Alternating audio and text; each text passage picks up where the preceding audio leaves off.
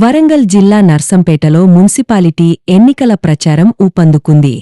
5వ ward BRS councillor అభ్యర్థి బడుగు సంధ్యారాణి శ్రీనివాస్ ఇంటింటి ప్రచారం నిర్వహించారు. అభ్యర్థి మాట్లాడుతూ సీసీ రోడ్లు, డ్రైనేజీలు, వీధిలైట్లు లేక వార్డు ప్రజలు ఇబ్బందులు ఎదుర్కొంటున్నారని, తనను గెలిపిస్తే పరిష్కరించడానికి కృషి చేస్తానని అన్నారు. నేను 5వ వార్డులో మా భార్యను బడుగు సంధ్యారాణి, నేను కందుకున్న శ్రీనివాస్ మా భార్యను బీఆర్ఎస్ పార్టీ తరఫున పోటీ చేస్తున్నా. మా వార్డులో పార్టీ ప్రచారంలో భాగంగా మేము మా వార్డులో తిరుగుతున్నాం. మా వార్డు ప్రజలు గత ప్రజెంట్ ఉన్న ప్రభుత్వాలు దాదాపు 2.5 సంవత్సరాల నుండి చేయని అభివృద్ధి గురించి మీ వార్డులో తిరుగుతుంటే ప్రజలు మాకు చెప్పడం జరుగుతుంది. దయచేసి ఇన్నాళ్ళు మేము కాంగ్రెస్ను నమ్మి మోసపోయాం. దయచేసి నీరచనంకైనా మాకు పనులు చేయాలని వాళ్ళు మమ్మల్ని వేడుకుంటున్న స్టేజ్ ఇప్పుడు మా 5వ వార్డులో జరుగుతుంది. చూసినట్టయితే డ్రైనేజ్ వ్యవస్థ అయితే మరి అధ్వానంగా మారిపోయింది. రోడ్ల వ్యవస్థ కూడా మరి దారుణంగా ఉంది. ఈ కాంగ్రెస్ గవర్నమెంట్ మా 5వ వార్డుని పట్టించుకున్న దాఖలాలు లేకుండా పోయింది. ఆ ఉద్దేశంతో ఈరోజు మేము ఒక ఆశతో వచ్చా మా వార్డుని డెవలప్ చేయాలనే ఉద్దేశంతో ముందుకు రావడం జరిగింది. అదే ఆశయంతో ఇప్పుడు మేము బరిలో ఉన్నాం. మా ఊరి ప్రజల సపోర్ట్ అంతా మాకుంది. వారి సపోర్ట్తో మేము అధికారంలోకి పదవి వచ్చిన తర్వాత వారికి ఎల్లవేళలా వారు కోరిన విధంగా సేవలు చేస్తానని మీడియా ద్వారా వాళ్ళకి తెలియజేస్తున్నాం. ఈరోజు వార్డు పునర్విభజన భాగంగా ఇది ఎస్సీ మహిళా రిజర్వేషన్ కింద గుర్తించబడింది. ఇక్కడ ఎస్సీ మహిళా ను ఏకగ్రీవంగా టీఆర్ఎస్ పార్టీ శ్రేణులు, నేను మాజీ సర్పంచ్ని, టీఆర్ఎస్ మాజీ కౌన్సిలర్ను, సీనియర్ నాయకుడిని.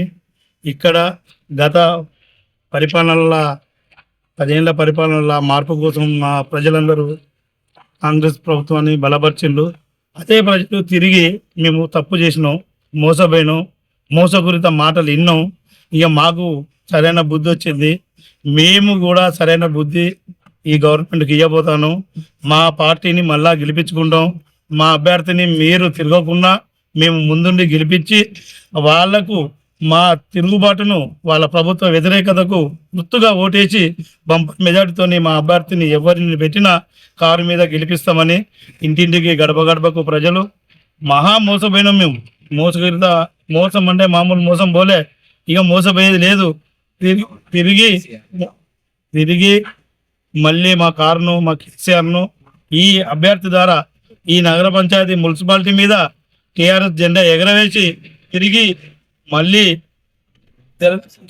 ప్రభుత్వాన్ని ఎన్నుకుంటామని సుదర్శన్ రెడ్డి గారికి జరిగిన అన్యాయం ఇక మా కౌన్సిలర్లకు జరగనీయమని ప్రతి మహిళ, ప్రతి ఓటరు మాకు హామీ ఇచ్చి మీరు బాధపడకూడన్నా, మీరు తిరగకుండా లేదు, మేము చేసిన తప్పును సరిదిద్ది మీ నగర పంచాయతీకి 5వ వార్డుగా ప్రభుత్వ వ్యతిరేకంగా పోరాటం చేసి కారు గుర్తును గెలిపించి సుధన్నకు బహుమతిగా 5వ వార్డును అధిక మెజార్టీతో ఇస్తున్నామని ప్రజలే చెప్తాను, మేము కాదు.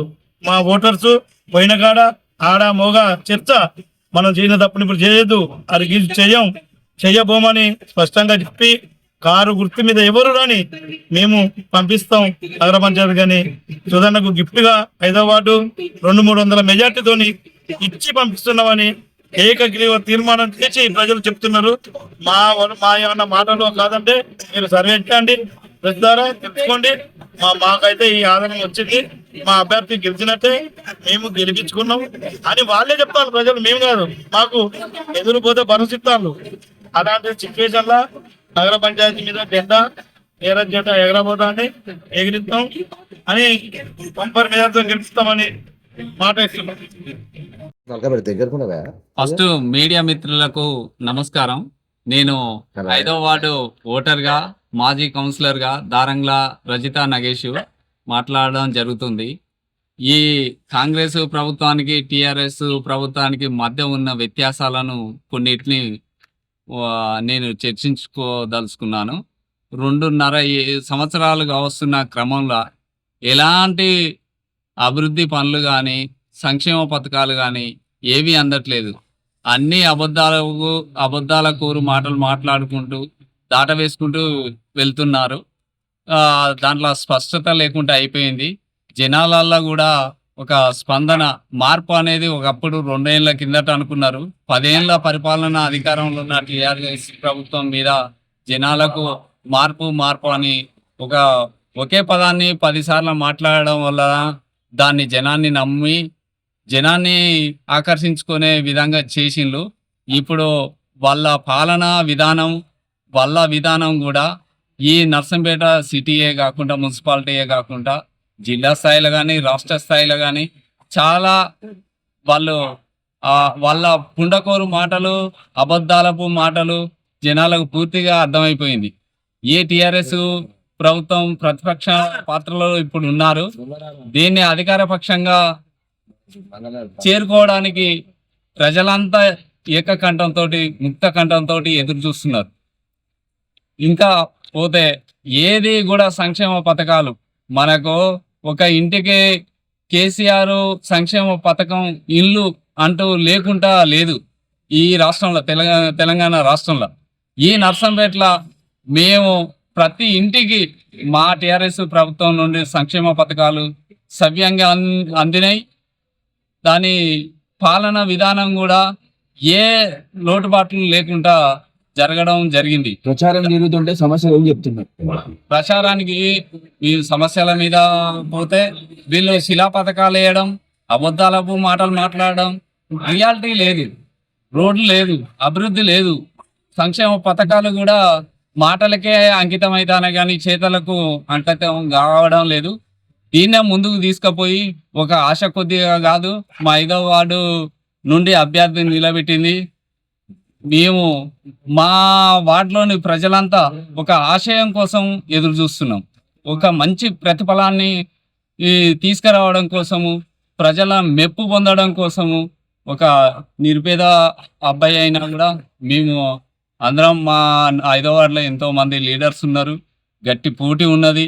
ఎంతో పోటీతత్వంతో ఆ అబ్బాయిని అందరం ఏకకంఠంతో ఎన్నుకొని ఇక కందుకొండ శ్రీను బడుగు సంధ్యారాణి అనే అమ్మాయిని మేము బంపర్ మెజార్టీ తోటి గెలిపియబోతున్నాం. పాండవులకు యుద్ధం జరుగుతుంది.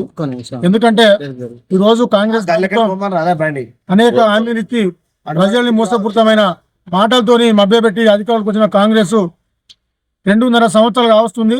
కనీసం ఒక్క హామీ కూడా అమలు చేయకుండా ఉన్నది. ఈ రోజు మాధవరెడ్డికి నర్సంపేటలో కళ్ళు తాగిన కోతి లెక్క చిందులేస్తూ టీఆర్ఎస్ మీద అనేక విమర్శలు చేస్తా ఉన్నాం. ఫస్ట్ ఆయనకు విమర్శించే అర్హత లేదని చెప్పి మేము డిమాండ్ చేస్తూ ఉన్నాం. ఎందుకంటే ఒక హామీని అమలు చేయకుండా మా పెద్ద రెడ్డి గారు 46 కోట్లు తెచ్చి ఫండ్ పెడితే దాన్ని జీవో మార్చి సొంత శ్రీమాత కన్స్ట్రక్షన్ పేరుతో ఇవాళ హడావుడిని మొత్తం రోడ్డు పోస్తున్న పరిస్థితిని ఈ రోజు తెలంగాణ నర్సంపేట ప్రజలు ఒక చైతన్యవంతమైన ప్రజలు. ఈ రోజు ఏ వార్డు పైన కూడా ప్రజలు బ్రహ్మరథం పడతా ఉన్నారు. ఉదాహరణకు 5వ వార్డు చూస్తే ఏ ఇంటికి పోయినా మేము అప్పుడు ఓట్లేసి కాంగ్రెస్ తప్పు చేసినాం, ఒక్క పథకం కూడా మాకు రావట్లేదు, ఖచ్చితంగా బడుగు మన కందికొండ శ్రీనివాస్ సంధ్యారాన్ని మేము గెలిపిస్తామని చెప్పి ఇలా ప్రజలు 5వ వార్డు మీద బ్రహ్మరథం పడతా ఉన్నారు. కాబట్టి కాంగ్రెస్ ఇప్పటికైనా నాయకులారా ఖబర్దార్, అనేకమైన మోసపూరితమైన మాటలు ఇచ్చి ప్రజల్ని మరోసారి మోసం చేయడానికి మీరు ప్రయత్నం చేస్తూ ఉన్నారు. అట్లాంటి మాటలకు ఈ రోజు నర్సంపేట ప్రజలు మోసపోవడానికి సిద్ధంగా లేరు. నీకే గుణపడని చెప్తారు.